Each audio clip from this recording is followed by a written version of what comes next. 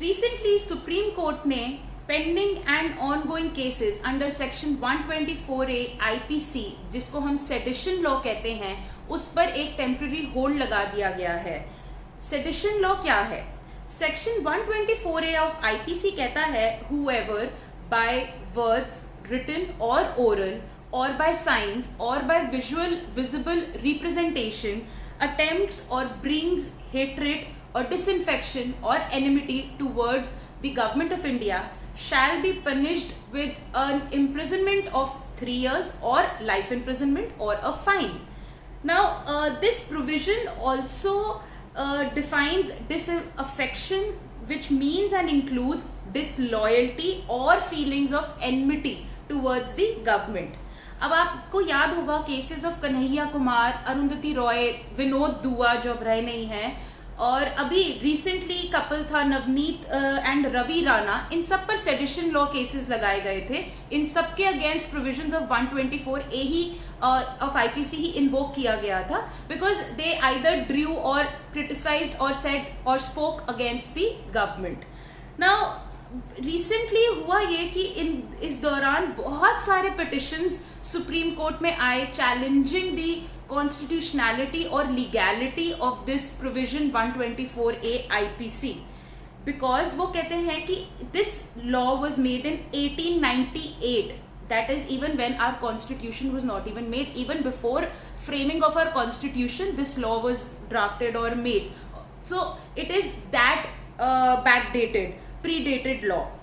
So Supreme Court ने अब इतने सारे petitions के बाद ये ऑब्जर्व करा कि जो प्रेजेंट सेडिशन लॉ है that is not in accordance with our current social environment of the country.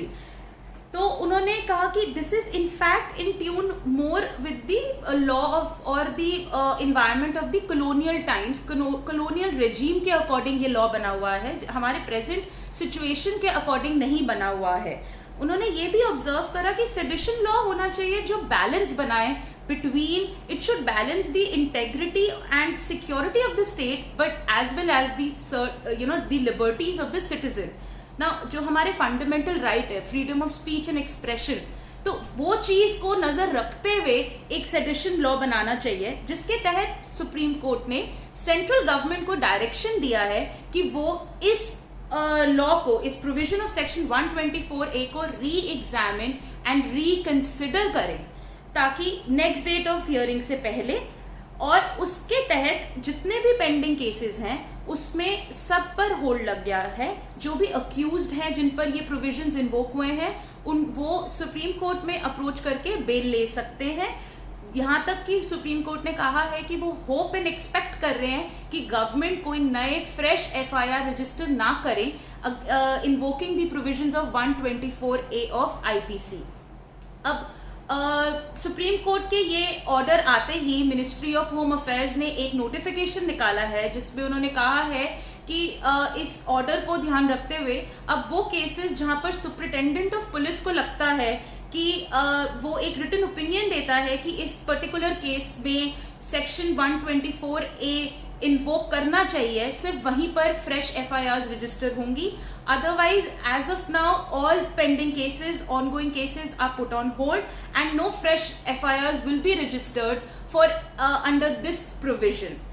देखना ये है कि क्या हमारा freedom of speech and expression को, प्रोटेक्शन को अब होल्ड